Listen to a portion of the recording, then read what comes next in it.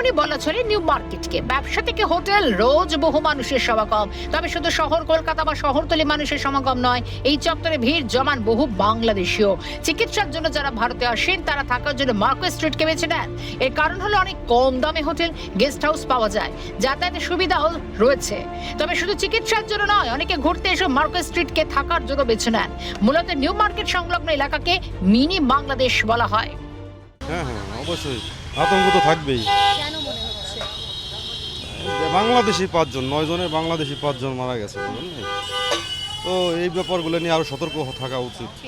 এই যেভাবে হোটেল করছে কোনো আপনার নিয়ম মানা হয়নি এবং কোনো নিশ্চয়তা নাই। তার কারণ সরু সিঁড়ি, বহুতলা ভবন, অথচ সিঁড়িগুলি খুব সরু। অবশ্যই একটা আতঙ্ক কাজ করছে।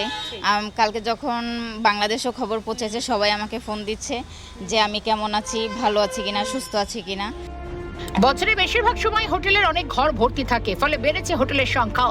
অভিযোগ, পূর্বতন সরকারের আমলে একের পর এক গজিয়ে ওঠে হোটেল, গেস্ট হাউস। ফলে লাভের অঙ্ক কষতে গিয়ে মানুষের জীবনকে বিপদের দিকে ঠেলে দিয়েছে শিখা ইনের মতো হোটেলগুলি, যার বলি শিশু শহর মোট নয়। ঘটনার পর থেকে আতঙ্কে রয়েছেন বাংলাদেশি পর্যটকেরা। খবরটা শোনার পর নিজের প্রতিবেশী, নিজের দেশের মানুষ, নিজেরই তো অনেক খারাপ, অনেক কষ্ট লাগছে। যে মানুষ হিসেবে কেমন ছিলেন দেবাশিস? উনি অনেক ভালো মানুষ ছিলেন। সাংবাদিক হিসেবে ওনার কাজ? সাংবাদিক হিসাবে ওনার প্রশংসা আমাদের এলাকায় অনেক ভালো। মনে করো হোটেলগুলোর পরিস্থিতি অনেক খারাপ, মানে নোংরা অবস্থা দেখেই মনে হচ্ছে মানে এগুলো মনে অনেক দিনের পুরনো। হ্যাঁ, এখন যে কোনো এখন আমরা যে উঠিয়ে রাত্রের মধ্যে হঠাৎ মনে করো আতঙ্ক সৃষ্টি হয়ে গেল। হ্যাঁ, খবর পেলে তারপর আমরাও তো ভয়ে আতঙ্ক, আমরাও তো বাংলাদেশ থেকে এসেছি। শিখা ইনের অগ্নিকাণ্ডের পর ঘিঞ্জি এলাকায় একের পর এক ভয়ঙ্কর বহুতলের ছবি সামনে এসছে।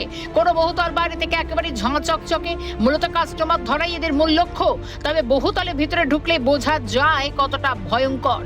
নেই পর্যাপ্ত জায়গা, সংকীর্ণ সিঁড়ি, একটি বিল্ডিং এর মধ্যে বহু গেস্ট হাউস, এমার্জেন্সি এক্সিট নেই। ফলে কোনো দুর্ঘটনা ঘটলে অস্তিত্বহীন হয়ে যাবে গোটা হোটেল। আবার কোনো বিল্ডিং দেখতে পোড়ো বাড়ির মতো, তবে সেখানেও রয়েছে হোটেল, গেস্ট হাউস। প্রতিদিন শয়ে শয়ে মানুষ বাস করছেন সেখানে। তবে কতটা নিরাপদ সেই সমস্ত আবাসিকদের জীবন? তাদের নিরাপত্তা সুনিশ্চিত না করে কিভাবে মমতার আমলে কলকাতা পুরসভার নাকের ডগায় চলছিল হোটেলগুলো? ব্যবসা এবং টাকার লোভে জেনে শুনেই মানুষকে বিপদের দিকে ঠেলে দেওয়া হয়েছিল। তৎকালীন তৃণমূল সরকারের আমলে কিভাবে গড়ে উঠলো এই বহুতলগুলো? কেন পর্যাপ্ত বিচার বিবেচনা না করে দেওয়া হয়েছিল লাইসেন্স? উঠছে একাধিক প্রশ্ন। মার্কুইস স্ট্রিট এমন একটা জায়গা যেটাকে অনেকেই বাংলাদেশি পাড়া হিসেবে জানেন।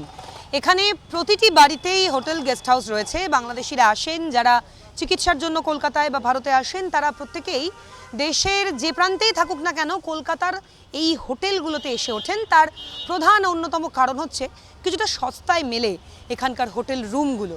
আর এই সস্তায় বা অল্প টাকায় হোটেল রুম কেনার পেছনেই লুকিয়ে রয়েছে আপনার জীবন। আদৌ সুস্থ থাকবে তো? আপনি বেঁচে ফিরতে পারবেন তো? আপনার নিজের দেশে এই প্রশ্নগুলো উঠছে।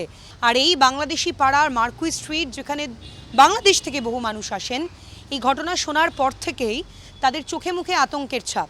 ক্যামেরায় দেবাঞ্জন মণ্ডলের সঙ্গে অভিরূপা সাহা, ক্যালকাটা নিউজ, কলকাতা।